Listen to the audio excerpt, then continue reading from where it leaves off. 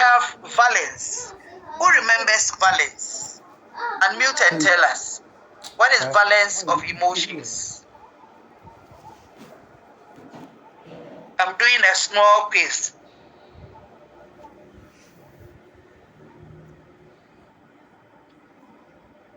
Hello. Please go ahead. Go ahead. That's why we have the combined negative and positive emotions. It is not combined. Balance of emotions could be positive or negative. Okay. Yes. It is showing the degree to which people are positively emotional or negatively emotional. Okay, so that is balance. Thank you very much. We could also have it in the form of intensity or regulation and disconnections. We'll look at examples under each one of them.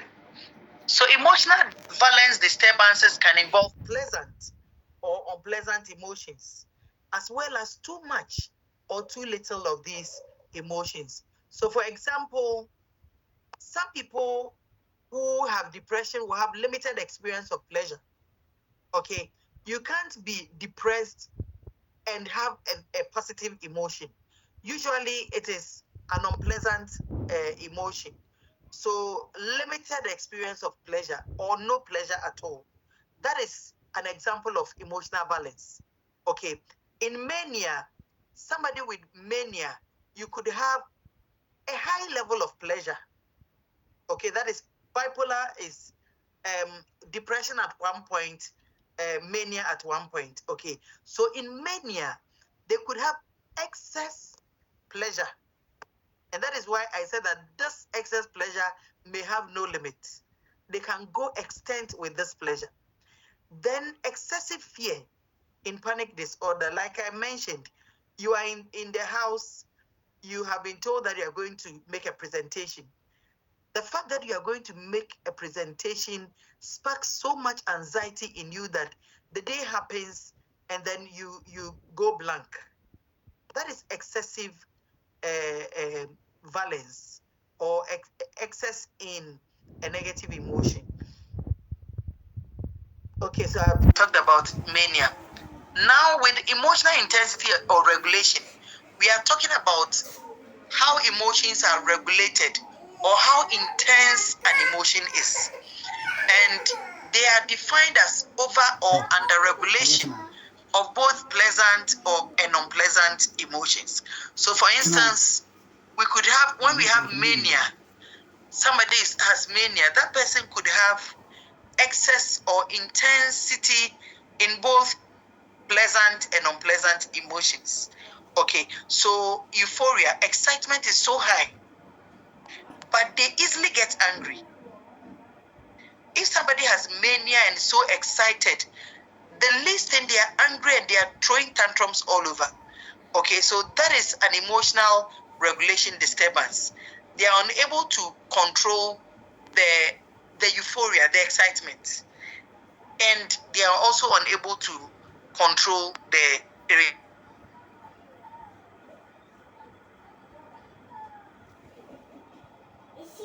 connections between the expressive component of emotion and other component. It could be physiological, it could be cognitive. Okay, so there are people who have disconnects in the component of emotions. We have mentioned that emotional component, the emotional component must be consistent. Okay, if the 1 minute. Okay, so they must be consistent, but if there are disconnections, people are unable to really express what they want to express. Now, disconnection disturbances also reflect a lack of conscious awareness of one's own emotional response. They are not aware. A lot of people who suffer this are not aware that they are having that emotion. So somebody may have schizophrenia and perhaps picks a knife and begins to chase everybody. The person is not aware of what they are doing. They are not aware because they have lost touch with reality. So that is a disconnection. Now we could have again schizophrenia patients. A lot of the disconnection disturbances are linked to psychotic conditions, okay, because they lose touch with reality. They are not in sync with what they do. So most times they are not aware of what they are doing. So in schizophrenia too, somebody may have very strong emotions, but they have difficulty expressing them outwardly. So that is why they will be there, and then they will be having all manner of mannerisms, because even though they have strong emotions, they can't express them outwardly. So they fight within themselves internally. So that is also another example of emotional disturbance. Now, negative emotions are useful in themselves. Usually, if we talk about negative emotions, we think that they are not, they don't have any utility for us, but they are also useful, because without negative emotions, we may never learn, or we may never be able to situate certain expressions.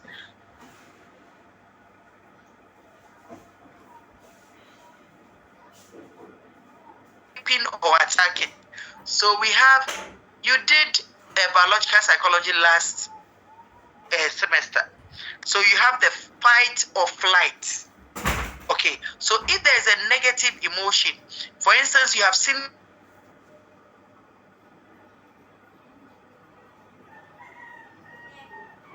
you want to avoid the snake at all costs by either running away from the snake or attacking the snake, so that you are not harmed in any way. Okay, and this helps us to survive. If we don't know what to do when we have a negative emotion like fear, we may cause damage to ourselves. And so we have utility there for survival. Now, negative emotions such as fear, anger, sadness also narrow our momentary thought action repertoire towards specific actions. Okay, they give us narrow options. And so these narrow options help you to take a decision faster. Assuming that there are a wide range of options for you, by the time you take that decision, you would be harmed. Okay, so it gives you a narrow opportunity to take a decision, either to fight or flight. So that is also another utility for survival. Now let's look at the utility of positive emotions. So joy, interest, contentment, they broaden our momentary thought action repertoire and build enduring personal resources. If you are happy, what you do with that happiness are endless. You can't take a decision to maybe reinforce whatever brought the happiness. It could be an opportunity for you to sit down and reflect on your life. It could be an opportunity to plan ahead based on the joyful news that you have heard. So it gives you a broad range of opportunities to explore. Now, positive emotion losing the hold that negative emotions gain on an individual's mind and body. So if there is fear, for instance, and then you see somebody, maybe fear of snake, and you see somebody who comes in to resolve that for you, you become happy. And that negative hold is left from you. So how much negative emotion is too much then? We are saying that negative emotions have survival utility. Positive emotion is also very good for our survival and for our well-being. So how much negative emotion is too much? Can somebody answer? So when negative emotions are extreme, when they are prolonged, when they are contextually inappropriate, they can trigger a wide array of problems for the individuals and for society. So if anger problem is prolonged, if at work you are always angry, if you are so angry all the time that you begin to hit people, or you begin to destroy things, it causes a lot of problem for you as an individual and for society. And so we don't encourage negative emotion to go to the extreme. We don't encourage that you prolong it. We always want you to take a display rule as your guide to express your emotions, so that you know that the context within which you are expressing is an appropriate one. So let's identify and list the sources of our emotional disturbances. Let's list the sources of our emotional disturbances. So each one of you, on that same sheet, list the sources of what makes you have disturbances in your emotion. Then you share with us. Catherine, are you going to share anything?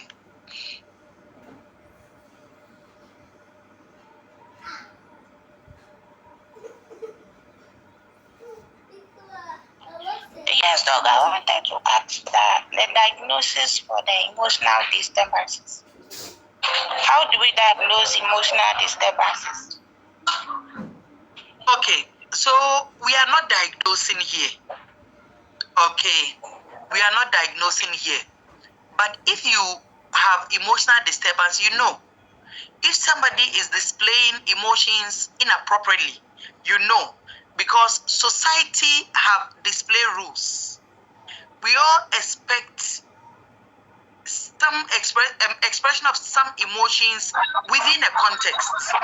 So you shouldn't be so angry that you take a knife and stab people. It is inappropriate.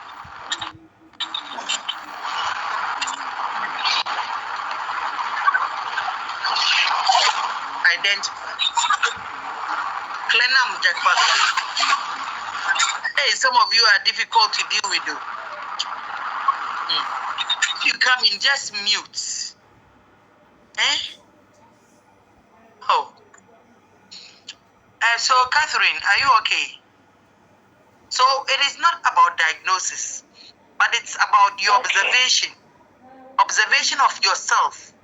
Okay, so that if you realize that you are screaming unusually in the past week, it is an indication that you are emotionally disturbed. And that tells you that stress is imminent. Probably you are stressed. Okay. So, yes, that is one way of, so it's about you knowing yourself and knowing how you usually express, and then identifying when you are not going the right way, or observing people in your social context to see whether their emotions are in sync with societal expectations or not. Catherine, do you get it? Yes, madam. Please, can we say that emotional disturbance can be inherited from our parents or something like that?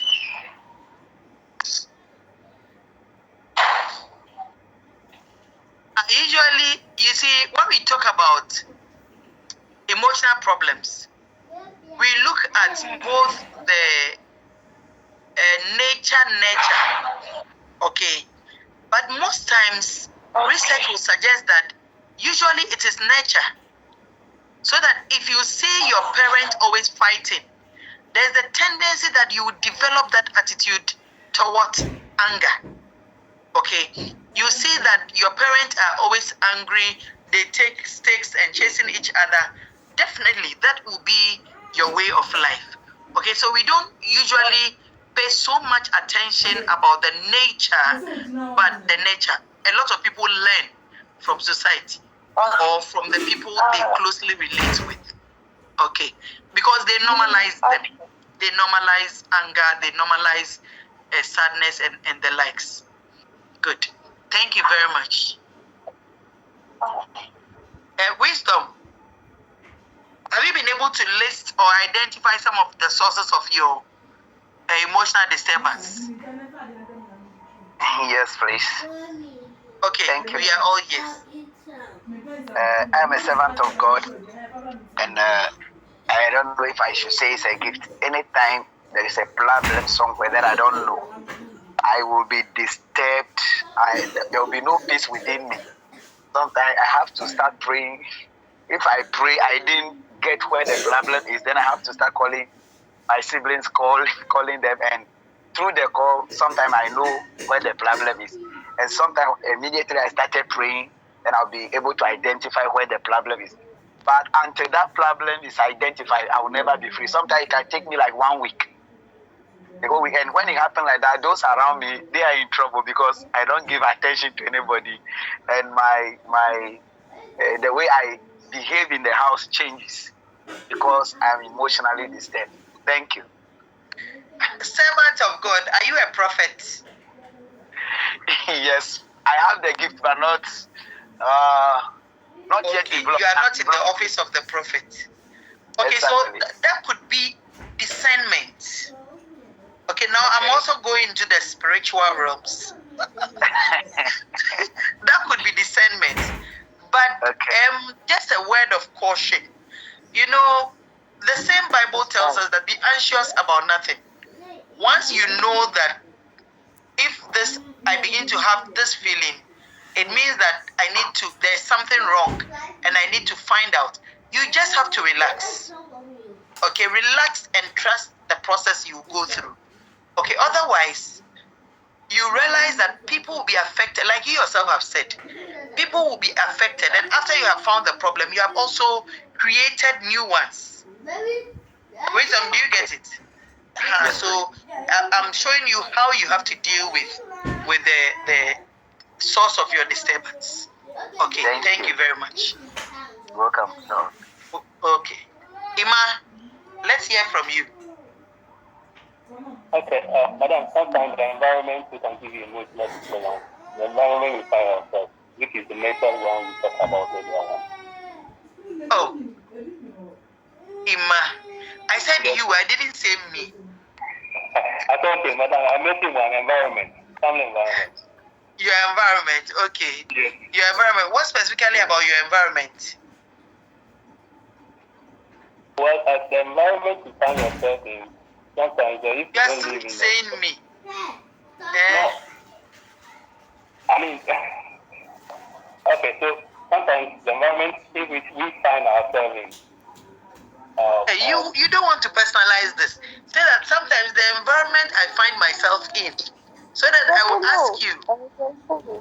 ask you what kind of environment and how does it make you feel? Okay, the environment I find myself in. How does that make you feel? What sort of environment make you feel a particular? Well, for instance, where I live, okay. There's so much noise in the environment, especially around the wind, the sound from all these things in the night when you want to sleep and have peace of mind. They make a lot of noise and all this. Different kind of that's what I'm saying, environment. Okay. Thank you. Ruby Dinah.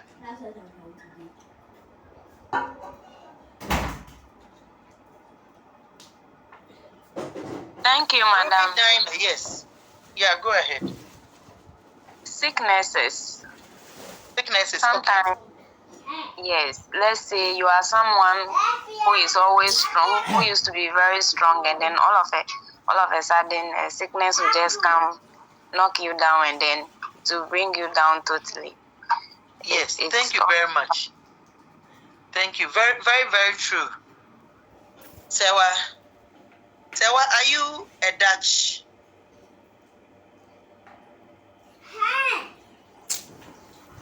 Sewa, unmute and talk. Hello.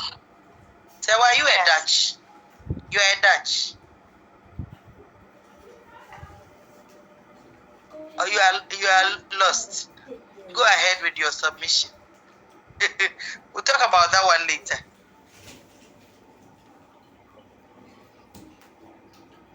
Hey, so we can't hear anything.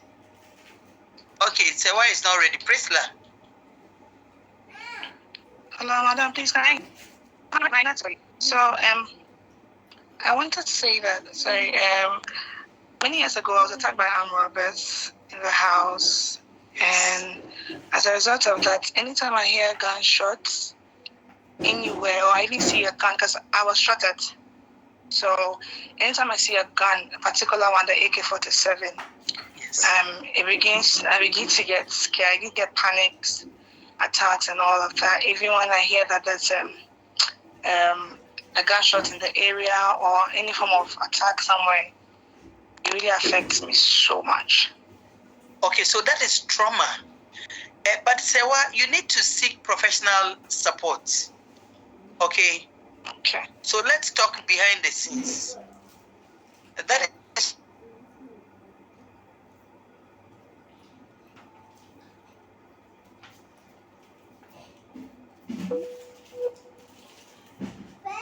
trauma. Trace is the first one. Good evening. Good evening.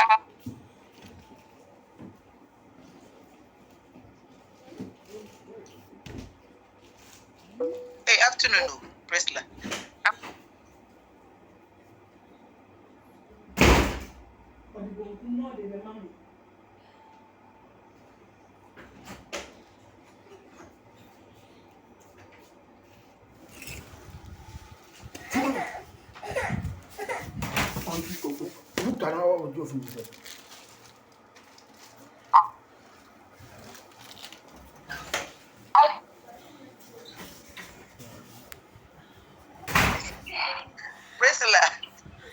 Priscilla, please, let's talk again behind the scenes, okay? Because I didn't do much. So let's talk behind the scenes, okay, Priscilla? Okay, thank you very much. Because he called me. Prof called me. So let's talk behind the scenes. Okay? Thank you All very right. much. Welcome. Marjorie, share. Share, let's Good afternoon, madam. Good afternoon, Madam Marjorie. What causes all that for me is combining work and schooling, then parenting.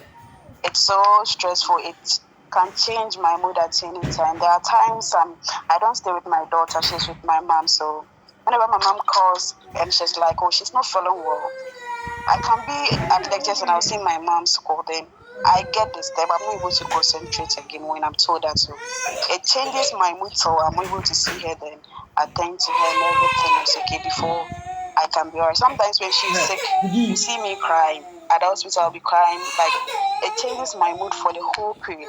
So that is my too. Okay, so Marjorie, you also need effective stress management techniques. Okay. So you people have turned me to a consultant here. All of you bring your money. Obi a member the solution be offer the consultancy fee. Who will be my collector? Somebody should collect the money for me. Yes, I will collect it, madam.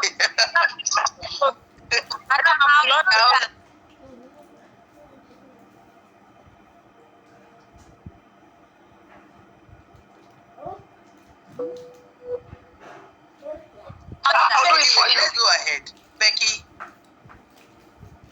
Becky, go ahead.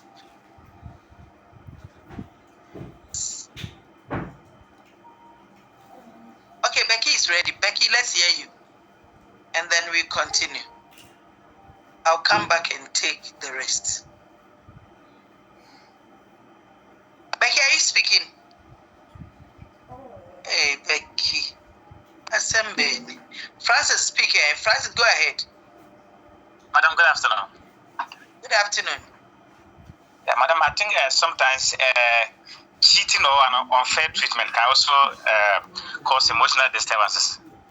Because imagine you and your friend or somebody are doing something before, like he has passed the back and then has gone to do something else. So things like this can also cause emotional disturbances, cheating and unfair treatment.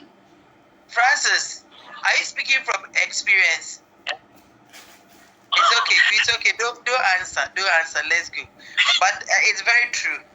It's very true. Let's go on. Let's look at specific emotions and how we can detect disturbances. So fear and anxiety. If you take fear and anxiety, they are closely related emotional phenomena. They both involve intense negative feelings and strong bodily manifestation. Okay, there's a thin line between fear and anxiety. Anxiety is an excessive expression of fear. Now, fear is dread of impending disaster and an intense urge to defend oneself, primarily by getting out of the situation. Okay, so like the example I gave for with the snake. You see the snake, you quickly interpret as disaster or danger.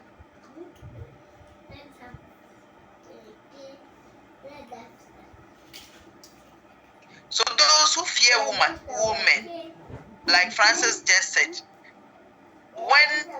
if you have a woman maybe doing something disappointing towards you, gives you broken hearts, the moment a woman is coming close, you sense danger. That another disaster is yet to strike you, and then the act to defend yourself comes in. So you realize that you don't treat women well, not because that person is bad, but because of the previous experience. It reminds you of the other thing that has come up.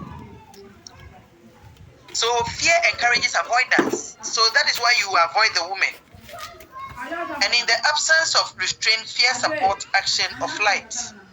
So if you know that you can't restrain yourself, you run away from the woman. Because you have seen that, hey, this is danger. That is the definition you have given to the woman. The woman is danger. She's coming closer. She's danger. And you feel that, well, if I don't take time, I will be all over her. So you run away from her to avoid any problem. Now, anxiety comes as a way of apprehensive anticipation of future danger or misfortune, and is often accompanied by a feeling of dysphoria, that is unhappiness or bodily feeling of tension. So for anxiety, you don't necessarily have to see the snake, but the thought of the snake alone could make you apprehensive. Whereas the fear, you know the object of fear. With anxiety, most times you don't know the object of anxiety. Okay, or you are not face to face with the object of anxiety. Anxiety may come like the man of God said. You don't know what is happening, but you are not fine within yourself. And you know that there is a problem. So you scout for solutions. Sometimes too, it's a thought of a known anxiety-provoking object. Okay, so it can be defined as unresolved fear or a state of undirected arousal following the perception of threats. Right, so that is anxiety, the difference between fear and anxiety. And if you fear something and you don't work at resolving that fear, it could lead to anxiety. Okay, so people who are afraid of public speaking probably have observed somebody speaking in public and then made mistakes, and the ridicule that person went through. So at the thought of you need to do a presentation,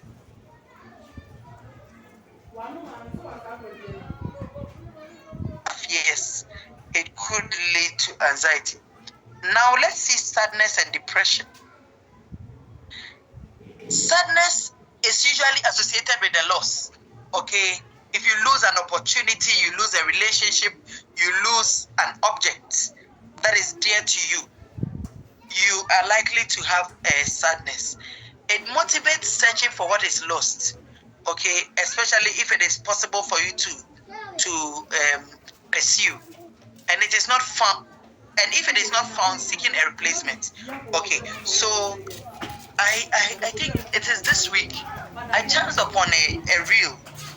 This guy said, is it Mata or something have broken his heart? And this guy, despite the sadness or despite the anxiety he's in, he's still begging Martha to come back. Okay, he's still looking for that love he shared with the lady. So if people lose something, if it is possible, they want to search for it or find a replacement. So you could have maybe a man or a woman who have lost their husband or wife. They may not necessarily be looking for a husband or wife, but they may be looking out for somebody who will replace the kind of emotional support she got from the dead spouse, right? So when people are sad, they look out for. So the aversion associated with sadness motivates avoidance of action that preceded the loss, preventing future loss. If people lose things, they want to avoid what they did to lose the things. So maybe you've lost a very precious relationship. In future, you get a new one. You are very protective of it. That is why people can kill for love, because they are protective in trying to prevent another possible loss. Now, sadness also promotes personal reflection after an irreversible loss of a person or object of importance. If you lose something, you reflect a lot. Why did I lose this? Could I have prevented it? What could I have done? And all this reflection is for the future. You want to prevent future occurrences. So you reflect, you take note of your reflections, and then you make a plan to reverse the future losses. The experience of sadness also motivates us to turn our attention inward, helping us to come to an acceptance of the loss. Turning our attention inward also signifies reflection. You reflect on whether you can have the person back, or whether you can have the object of loss back or not. If you can't, you accept your losses and then you move on.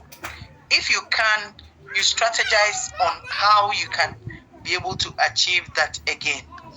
Now, when people experience sadness, physiological arousal decreases, allowing for revision of thoughts, goals, and plans to accommodate the loss. Okay, so when people are sad, you see that they are very slow in physiological arousal, and that helps them with the reflections. As they reflect, they set new goals. They review their thoughts to be able to accommodate what is lost, and if possible, for replacement. Now, there are downsides of sadness. It could cloud our social judgment. When people are sad, it usually clouds their social judgment. Let me use the example of losing a loved one, okay, or losing a lover. If you have lost somebody, you quickly, maybe you have a broken heart, you quickly want a replacement. So it clouds what you need to do or what you need to look out for in future relationships. So you realize that some people will go in and out of relationships, not because they are careless people or not because they are bad people, but because in a haste to replace, they don't usually sit down and assess well. So it clouds their social judgment. Extreme sadness for prolonged periods can also be detrimental to our health. When people are extremely sad, it could lead to depression. It could lead to all manner of physical and psychological problems. Again, it can sometimes lead to, okay, I've mentioned the depressed state. Now, depression is described as a persistent feeling of sadness. There is a thin line between sadness and depression. When sadness becomes extreme, it could lead to depression. In fact, if you are diagnosing depression, we are looking at consistent sadness or consistent sad mood for 2 weeks without any level of joy, for continuous for 2 weeks. So it is associated with withdrawal and despair and elicit rejection from others. When people are depressed, they don't want to associate with anybody. They feel hopeless. And that state, I'm not sure anybody would love to associate with people who have become very negative, who don't want to associate. You ask her a question, she doesn't mind you. You are suggesting something to her, she's just looking at you or looking in the air. It lets people reject them, or people also dissociate from people like that. Now, it is usually caused by a combination of factors. That includes biological factors. Okay, if you have a family history of depression, we say that you are predisposed. You are predisposed. And so predisposition could also make you prone to depression. So if you are not managing your stresses well, or you are not managing your losses well, you could also be depressed. Now, it could also be social. So an early life experiences, crisis, difficult life experience. So people go through trauma, all manner of abuse, physical abuse, psychological abuse, emotional, verbal abuse. All these experiences could make people prone to depression. Very difficult life experiences. Very difficult life experiences. If you are not managing them well, and you are thinking that, am I the only unlucky person in life? Consistently, that becomes your narrative. Then personal habits. There are some people who are never positive in life. Go and do this. Even before they do it, they throw their hands in despair. Go and do that. They throw their hands in despair. So our personal habit is also very, very important. How do you evaluate situations? If you're always evaluating negatively, you are also prone to depression. Now there is a depression cycle. If you have negative, stressful events or negative life events, it could give you an attitude of explaining everything or evaluating everything in the negative light, and that makes you prone to depression. When people are depressed, they go through cognitive and behavioral changes. Okay, you begin to look at things more pessimistically, you lose hope, and that also informs the stressful experiences, and then the cycle ensues. So if you go through life experiences, we say that look at the positive side to avert depression. And even if you have depression, when you come for therapy, we are looking at how we can change your cognitive behavioral exchanges to a more lively one or a more positive one. Now, brief display of sadness may evoke sympathy and helping responses of others. If maybe you have lost something and briefly you are sad, everybody sympathizes with you. But if it becomes depression, it has serious consequences on relationship with other people. People also withdraw from you because everybody wants somebody who is warming, somebody who is affectionate, somebody who is lively. But if you are always depressed and you don't want to talk, you are withdrawn and all that, people will hardly come to you. It is only very well-meaning people who may gravitate towards you. The rest may avoid you. And that means that your social adjustment is threatened. Some people get depressed and they never recover. Prolonged expression of sadness and depression tend to drive away people who might otherwise offer support, like I mentioned. Now let's finally look at anger and aggression. So what makes you angry? And when you are angry, how do you react? Let me hear responses. Mom, please, I have a question. Yes, go ahead. Go ahead. My name is Reginald, and I'm asking, is PTSD associated? Hello? Please, can you hear me? Yes, I'm here. I'm listening. I said it is PTSD associated with depression. Is PTSD associated with so? Yes and no. Yes and no. Why no, please? People with trauma could have PTSD without depression, and some people with trauma could have depression and then exhibit their PTSD. Okay, it depends on a lot of things, but the precursor to PTSD is trauma. And we know that trauma could lead to depression as well. So people could be traumatized. People who are traumatized could have depression and then have a comorbid condition of PTSD. But not all people who develop PTSD may have the depression. Do you get it? Yes, ma'am. Yes, ma'am. Thank you so much. So what triggers your anger and how do you express anger? Israel Mensa. Madam, please also have a question before this one. Okay, go ahead. Yeah, my question, the first is two. The first one is pain also an emotion? Because I know there's something known as emotional pain, but pain itself, is it also an emotion? And then my second question is on the sadness that you said when people are sad, they look for the need to replace, and sometimes they don't get that need. Is that what triggers some people to go in for alcohol? Like, let's say a man loses his job, then the next thing you see that become alcoholic is drinking anyhow. Wait, go over. I lost track of the second bit, so go over that for me. Yeah, but please, it's on the sadness. We mentioned in the slide that sometimes when people become sad, it's because they've lost something and they try to replace it. And sometimes they are not able to replace it and then they move on.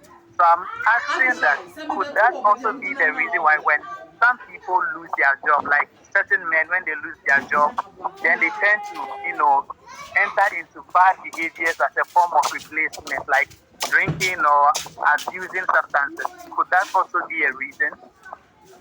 Okay, so let me take it from here.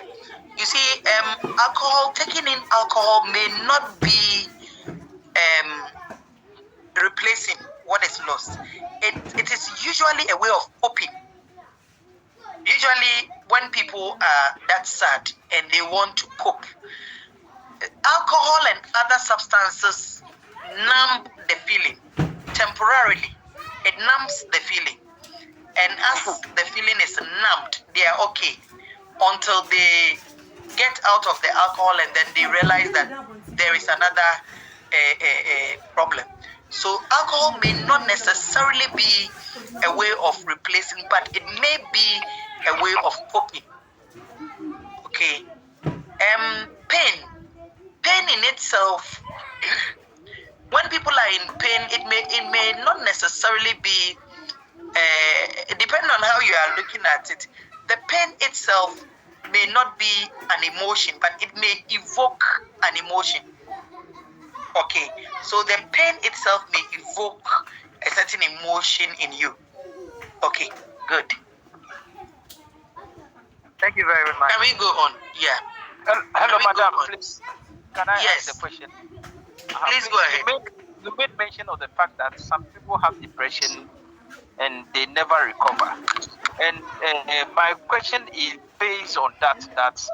Is it possible that in as much as they can never recover, does it mean that it cannot be managed? Looking at percentage, if let's say their depression level is, let's say that 80%, in as much as they cannot recover, doesn't mean that it cannot even be managed to a lower percentage. Oh, okay. So forgive me if I say they never recover.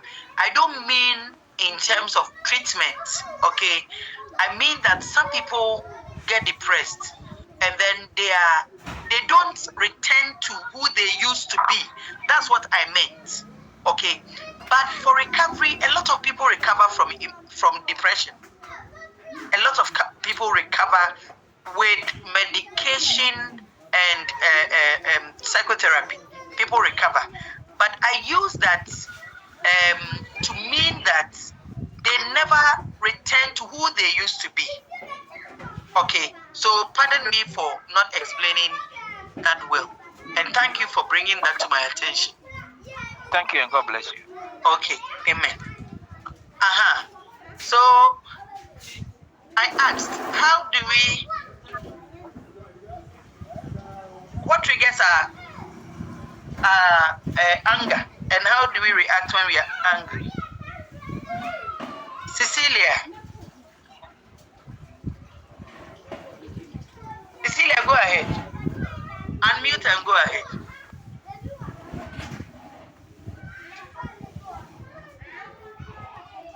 Okay, Estata,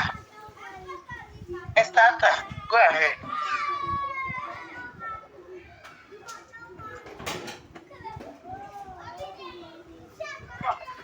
Hey, a lot of people have raised it. Okay, Francis Dugby, go ahead. Hello, Doctor. Yes. Hello, madam. Yes, Francis, go ahead. Okay, madam, at times, when I'm broke, like lack of money to can lead me, being angry, and also at times, And how do you recover from that? Or how do you express that? Okay, at times I feel like being lonely, not talking to anybody. Okay, thank you.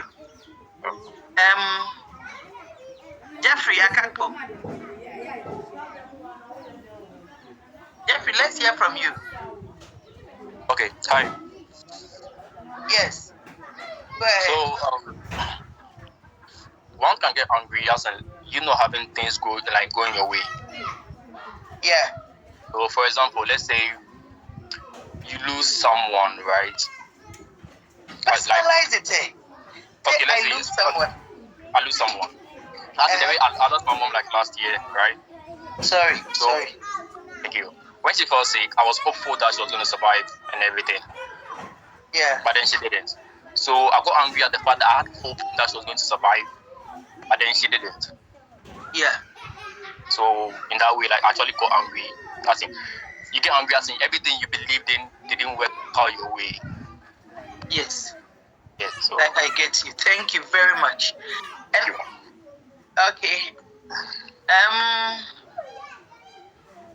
Estata. So how many of us have been breaking TV when we are angry? Hello, Doc.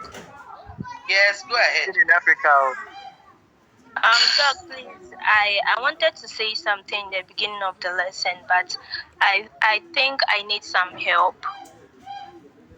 Esther, go ahead. Madam, I think I'm going through an emotional trauma and I don't know how to deal with it. You people, when we come to class, don't be talking about your personal issues in class. Samira, talk to Samira and then maybe talk to me. Okay? Get ahead. Don't be talking about you are turning our lecture into consultancy. Let's go on. Let's go. So anger is an emotion designed to overcome an obstacle. When people are angry, they want to overcome a particular obstacle. It organizes and regulates physiological and psychological processes related to self-defense and mastery, and regulates social and interpersonal behaviors. So our brother said, when I lost my mother, I was very angry. And I didn't want to talk to anybody. It poses difficulties for people because it repels others, incurring long-term losses, long-term costs. Now, the regulation and appropriate expression of anger are key developmental tasks. Yes, everybody can get angry, but how you express your anger is something that we all learn to do, okay, as you grow. As you grow, you must move away from throwing tantrums to negotiating. You must move away from quarreling to talking over the situations, so that if you are not regulating properly, you are still in that childhood immature state. So for you to be able to express anger appropriately, you need to grow up. Let me put it that way, grow up. And that is a process, right? So you can grow up from throwing tantrums to talking about it. And we must learn our cultures.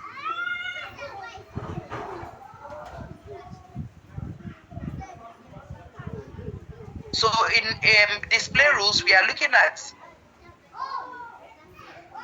when you should be able to express the anger, to whom you should be able to express the anger, how the anger is expressed in a culturally accepted manner. Okay. For instance, in Ghana, you can't go and break your father's TV. You can't do that. You can't go and then talk anyhow to your father. If you are angry and you are in the presence of your father, he asks you, are you angry? You say that, no, I'm not angry. Because it is not appropriate for you to display anger towards your father. It's not. So anger regulates interpersonal behavior and can be regulated in an interpersonal context through socialization by caregivers, peers, and the larger social context. So as we are growing, we are taught through socialization, our parents, our teachers, our lecturers direct us as to how appropriately we should be able to express our anger. Everybody in the society teaches you in a way how you should express anger, so that if you are not expressing anger properly, society will punish you. People will talk against you. Now, problems in regulating and expressing anger appropriately have implications for social functioning and mental well-being. If you are not regulating your anger or expressing anger in appropriate ways, you cannot function well in society. People will begin to label you. People will begin to avoid you. And then you begin to have self-esteem issues. And then that compounds that anger and how you are even expressing it. Sometimes you lose opportunities in life because of anger. So you need to be very mindful.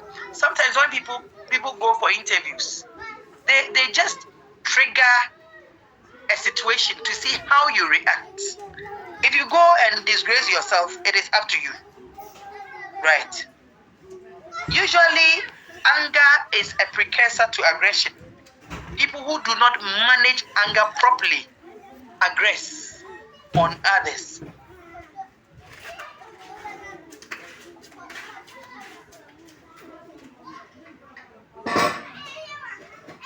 The subjective experience that accompanies aggressive impulses.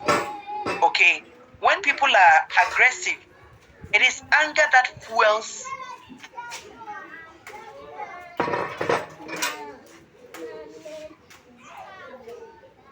that, or angry with that particular individual. It is important to know that people often become angry without becoming aggressive. Okay, all of us could get angry, but not all of us can become aggressive, because we have learned appropriate ways of expressing anger. Okay, it is not always that you are angry, you have to express negatively. You are angry, you could wait and then see an appropriate way to talk over the issues. We can also use emotion regulation to prevent anger from escalating into aggression. So we regulate our emotions. Okay, so if you are regulating your emotions, sometimes you wait, move away from the anger object, relax, think through and come back. Sometimes you ignore. Okay, but by all means, people want to express their anger and they find ways of expressing it. even including imagination. Okay, so some people will insult people in their head. That is a way of expressing anger. Or they go into their closet and then they insult the person. That is anger, expression of anger. Now, what causes anger? People generally become angry with friends and loved ones who commit wrongdoings, especially if they are willful, unjustified, and avoidable. So if I know that you are willfully taking something that belongs to me from me, I will be angry with you. If I know that you are treating me unjustifiably, I will be angry with you. If I know that there are certain things you could have avoided, but you didn't avoid to my detriment, I could be angry with you. And then people are also angered by foul odors. We have what we call centimeters. Scent. The scent of people drive others far away from them. Okay, if the ladies, our hair, again, the ladies and the gentlemen, it's not like your body smells, so no, but the underwear you are wearing. Somebody, one brazier 1 week, one boxer pants 1 week, Charlie, you go smell. The body itself doesn't smell, but when you begin to sweat, that residual in that used underwear could give you away, and everybody will be running away from you. So let's be mindful. If you need help, seek help. Now, people, we are looking at the catharsis hypothesis. Catharsis is letting out. So venting anger through appropriate actions or fantasy achieves an emotional release or catharsis. Okay, like I mentioned, sometimes you are just venting out with imagination or fantasies. Okay, you fantasize that the person is standing here, you are just venting on the person. In therapy, sometimes you imagine the person sitting right in front of you, and then you tell the person your mind. That is catharsis. Okay. Now, expressing anger in inappropriate ways often breeds more anger through reinforcement, and that could be habit forming. If you are not expressing in inappropriate ways, what happens is that you may be reprimanded by society, and that sparks more anger, and then you are reprimanded, and it sparks another anger, and the cycle goes on. Before you realize, it has become a habit. You only respond to people in an angry manner. Okay, so I think we are done. Now, any questions? Oh, my camera is off. Bismarck, let's hear from you. Okay, Bismarck's hand is down. Oh. Oh, madam, I'm here. Okay. Good afternoon. Mm-hmm. Madam, so I want to ask a question. If but I'm giving you the floor. So yeah, I'm talking. Assuming you have two individuals, all right, and one always talking his mind. Maybe if there is something going on that the person doesn't want, the person easily expresses it. Maybe whether through an angry manner, through shouting, whatever be it, that person has expressed his feelings. And then there is the other one who always keeps things in him or her without expressing it. So, madam, these two individuals sometimes society tend to say that maybe that person who always shouts, who always does this, is not a good person. But this one knows how to control his feelings and whatever. So that person is a good one. Madam, how do I assess these two people? Okay, if I got you right, there are two people. One will keep anger in, the other will express anger. Either ways, there are some problems with regulation. Okay, it is not good to keep in. If you keep in, you are building tension. the day tension escalates, it becomes deadly. So it is not good to keep in. It is good to express, but know how to express. Okay, so you don't always have to express in a negative manner. I can be angry, but I will express it in a positive way. Okay, that is why I have said that find what the display rules in your culture is. Okay, if for instance it's in this class, you can't be angry and start open up your microphone and start saying all manner of things. You could channel your grievance through your class rep. Your class rep will bring it.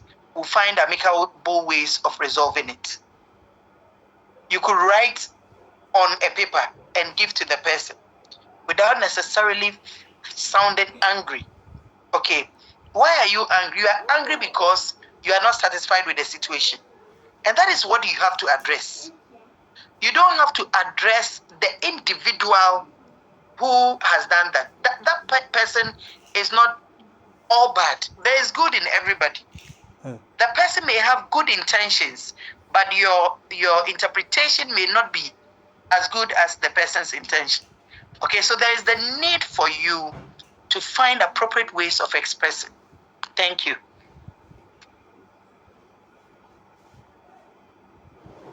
Joshua. Hello, madam. Go ahead. Please, can some anger be attributed to psychological problem, defect, or psychological defect?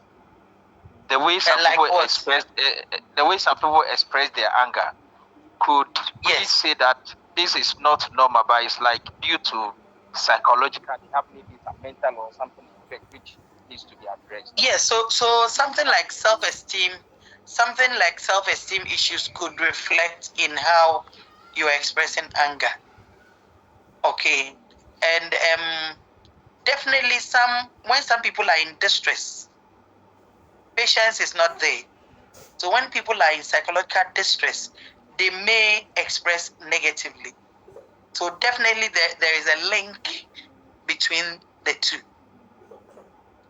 Thank you very much. Welcome very much. Jeffrey. Okay, madam. So I want to ask, how does one person go about how does one person forgive himself or herself for something they have done? Knowing very well. Hey, Jeffrey, this one is serious consultation. This one, I would say that you can't have one coat fits all. You must understand the dynamics. Okay, it's a whole session. So if it is about you, let's talk. Okay, you must understand the dynamics before you can proffer solutions. Okay, why is the person, for instance, why is the person not willing to forgive themselves? How bad is the situation according to the person's judgment and the likes? Okay, so if it is about you, let's talk. Mavis.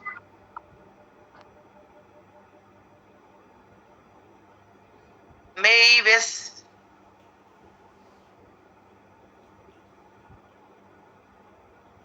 Okay, Comfort.